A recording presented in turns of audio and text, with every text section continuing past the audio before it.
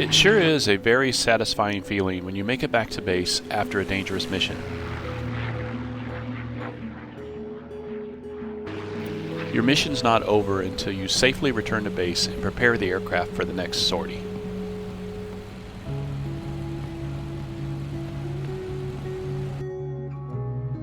It would be a real tragedy if you survive combat only to die while trying to land. Believe it or not, the landing actually starts far out from the field as you're preparing to descend into your airdrome. This is episode 6 and the final episode in our Mustang series at the Air Warfare Group. I'll share with you some of the techniques that I've used over the years to hone my skills in the P-51D by Eagle Dynamics. You will also hear from a P-51 expert that flies this aircraft for real. These techniques should work for everybody, but if you have something you've learned over the years, be sure to share it in a comment and help the community grow and learn. On behalf of the Air Warfare Group, I'd like to thank you for following the series and be sure to share with a friend.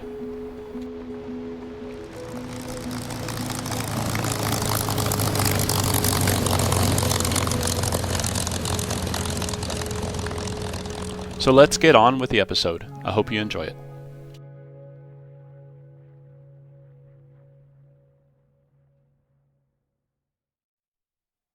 Hey, happy 2024 everybody, and welcome back to the Air Warfare Group. This is Juice.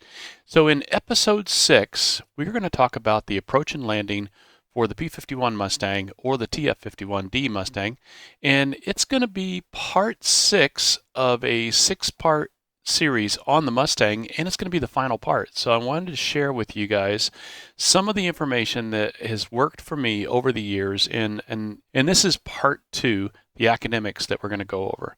So I don't know if any of you really are new to the channel, but for those of you that have just joined us, last year I got to fly in a P-51 Mustang for my birthday. And although it didn't have dual controls and the pilot would not let me sit in front, I got to ask Jim, my pilot, a lot of questions about the P-51 Mustang, and it was really enlightening. One of the things that I learned is that the Mustang in the real world does not like three-point landings and any type of crosswind. As a matter of fact, he said it's dangerous. You want to come in and do a wheels landing most of the time. And so I went out and practiced that, and you guys saw that in some of the previews and the clips and everything. And I tell you what, once you can nail that landing consistently, it's so rewarding, so enriching to your P-51 experience. Also, for those of you new to the channel, I fly Miss Candy, the P-51D with serial number 13237, and this skin was done by my buddy Cabby. He made skins for all of us Mustang guys in the Air Warfare Group, and this aircraft is named after my wife, my off-base commander that got me the P-51 ride for my birthday, so I dedicated it to her.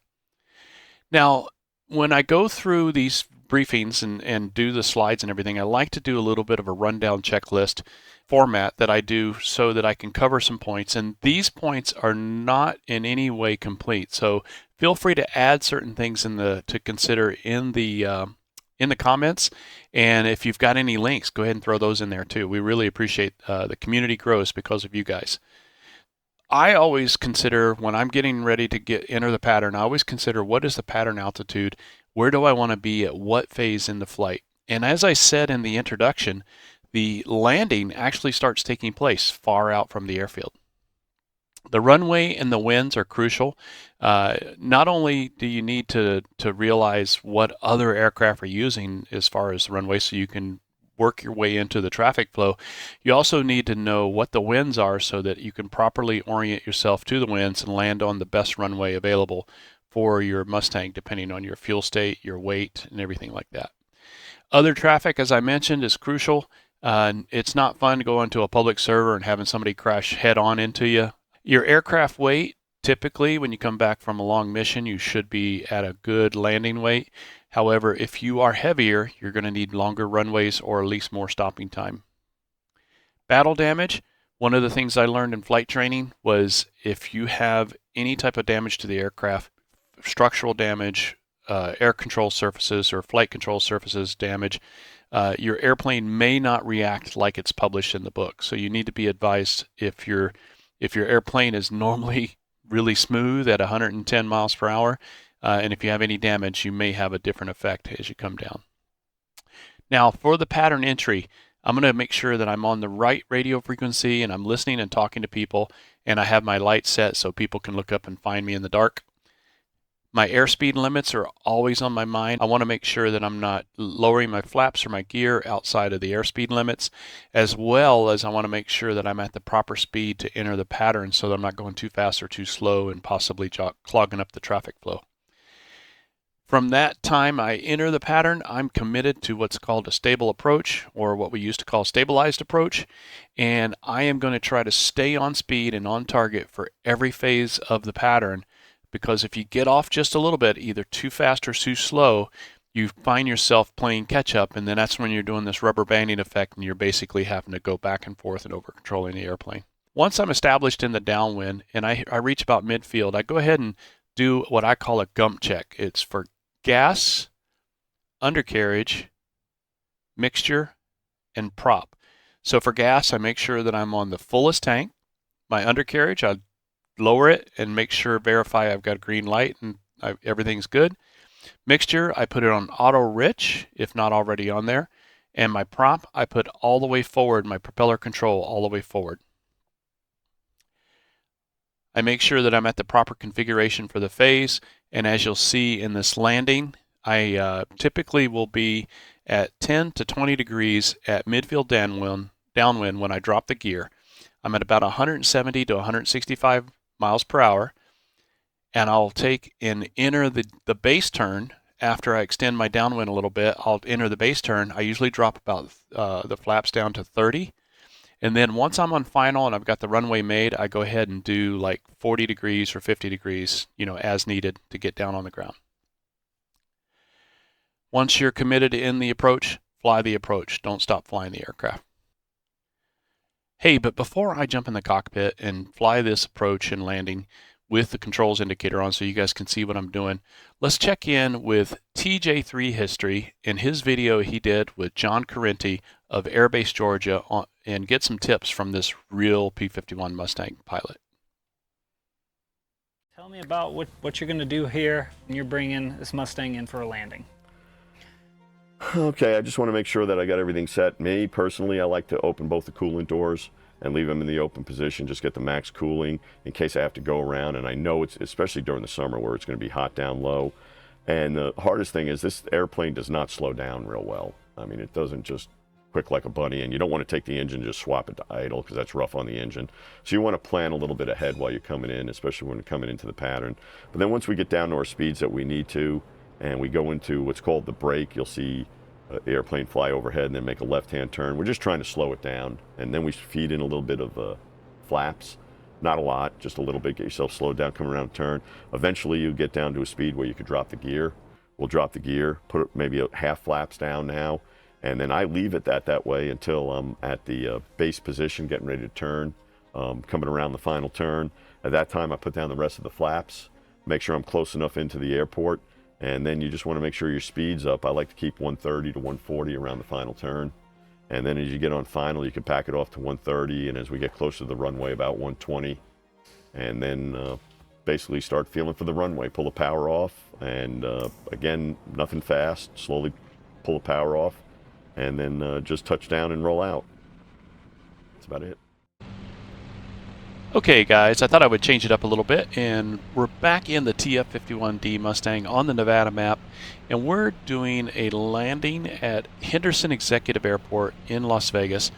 And this is a 45 direct downwind approach where we're going to go on a 45-degree angle direct to the downwind for runway 36 right. Here we are entering the downwind now. Our speed's at about 150. We're well within our gear and flaps range. As a matter of fact, let's go outside and check our flaps. Our flaps are still up. Our gear is down. I'm going to start feeding in the flaps momentarily. And as I do, there they go. They're coming down now. You can see the flaps coming down. There's 20 degrees there. I'm going to beam the numbers now, and I'm going to start my turn, or I'm about 10 degrees off the touchdown zone, which is a little bit up the runway, about 20% up the runway. And I've got my controls indicator up so you guys can study that, rewind the video as much as you want. I'll try not to make everybody sick with my head movement here. And now at this point here, when I'm committed to turning final, it's just what I'm doing either at 40 degrees flaps or 50, depending on how much height I've got.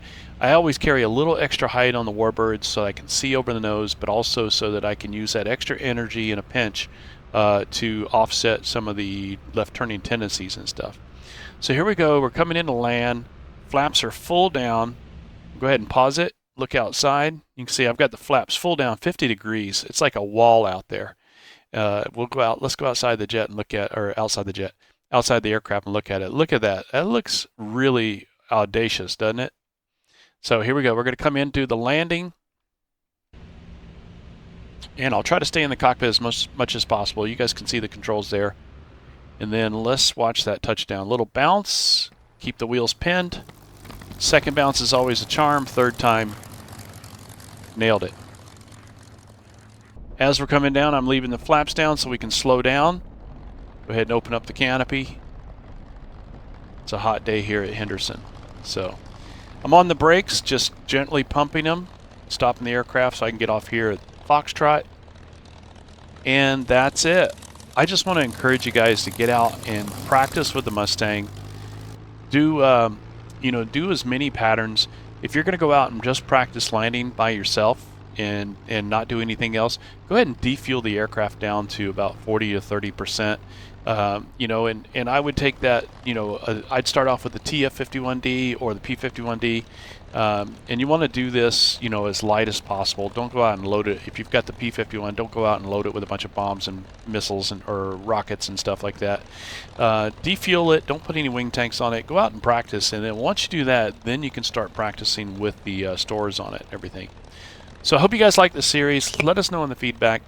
At the end of this video, I'll leave you links where you can go and check out Echo 19 sound mods. You can also go over and see Butt Kicker's site, and also I'll put a playlist for all of the videos in here in this series for the P51 Mustang.